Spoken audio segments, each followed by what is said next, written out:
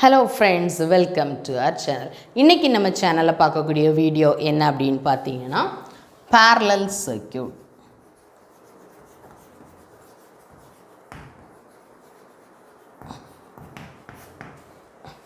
So last videoல series circuit பார்த்தோம். இந்த வீடியோல நம்ம பார்க்கக்கூடியது parallel circuit.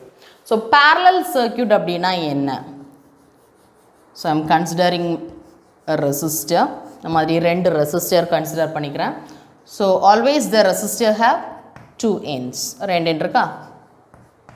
இந்த மாதிரி ரெண்டு end இருக்கு. Opening end as well as closing end. So opening end and closing end. So இது opening end and closing end. இந்த மாதிரி ரெண்டு end இருக்கு. So series circuitல என்ன பார்த்தோம்? Whenever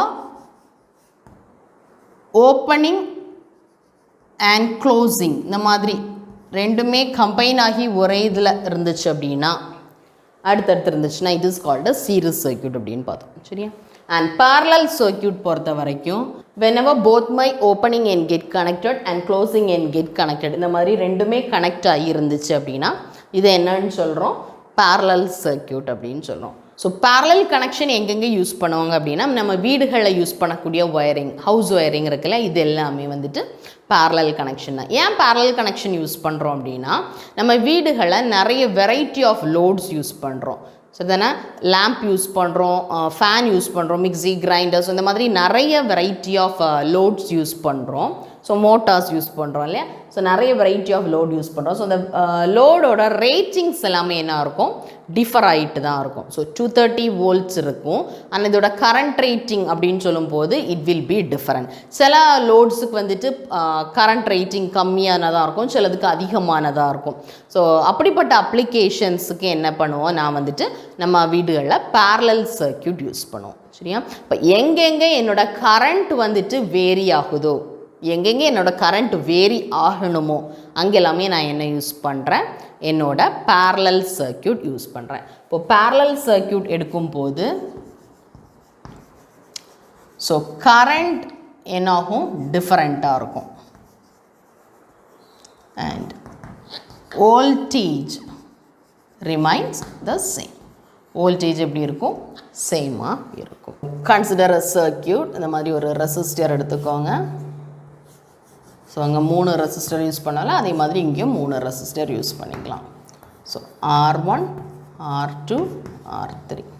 ஸோ இதில் என்னன்னு சொல்லியிருந்தோம் எப்போ இந்த ஓப்பனிங் எண்ட் எல்லாம் ஜாயின் ஆகுதோ ஒரே இதில் க்ளோசிங் எண்ட் எல்லாமே சேர்ந்ததே மாதிரி இருக்குதோ இதைத்தான் என்னான்னு சொல்லுவோம் parallel circuit அப்படின்னு சொல்லுவோம்.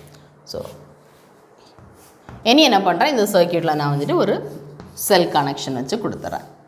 ஓகேவா, செல் கனெக்ஷன் வச்சு கொடுத்துறேன். So positive negative and the voltage is V.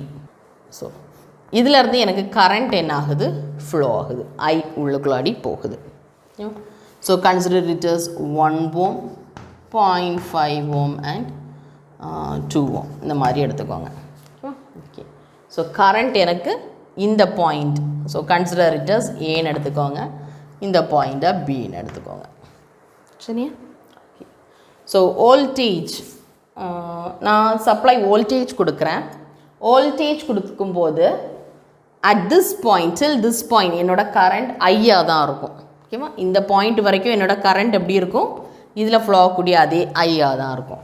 And இதில் வரும்போது ஏன் here I have 1 ohm 0.5 ohm and 2 ohm இருக்குது சரியா. இப்போது இதில் வரும்போது என்னோட கரண்ட் ஏன்னா பிரான்ச்சஸ் ஸ்ப்ளிட் ஆகுது இல்லையா. So my current also get divide சரியா. இப்போது இதில் வரும்போது என்னாகும் என்னோட கரண்ட் வந்துட்டு டிவைட் ஆகுது. ஸோ இதில் என்ன ஆகும் I1 I2 and I3. So இந்த மாதிரி 3 கரண்ட்டாக என்ன ஆகுது எனக்கு இதில் டிவைட் ஆகுது.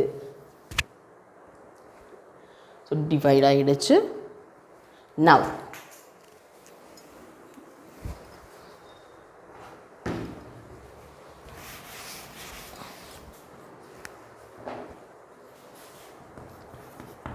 I1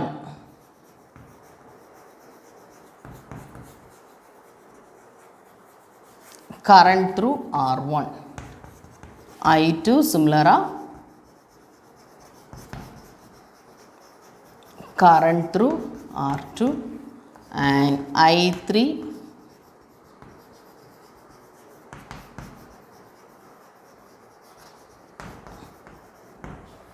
current through R3. So இதை நோட் பண்ணிக்கிட்டேன். ஓகே, இனி அடுத்தது இதில் என்னெல்லாம் நம்ம அப்ளை பண்ணலாம். ஸோ இந்த டயக்ராம் பாருங்கள். எனக்கு இதில் ஒரு I அப்படிங்கிற ஒரு கரண்ட் உள்ளுக்குள்ளாடி வருது, ஒரு பாயிண்டில் ரீச் ஆகுது. அங்கேருந்து எனக்கு 3 கரண்ட்டாக என்ன ஆகுது, ஸ்ப்ளிட் ஆகி போகுது.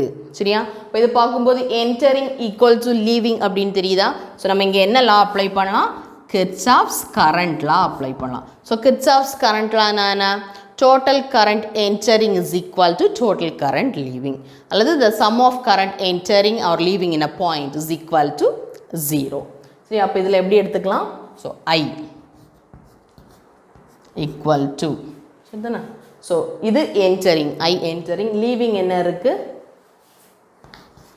I1, I2 and I3. So இந்த மாதிரி 3 I1, I2 and I3.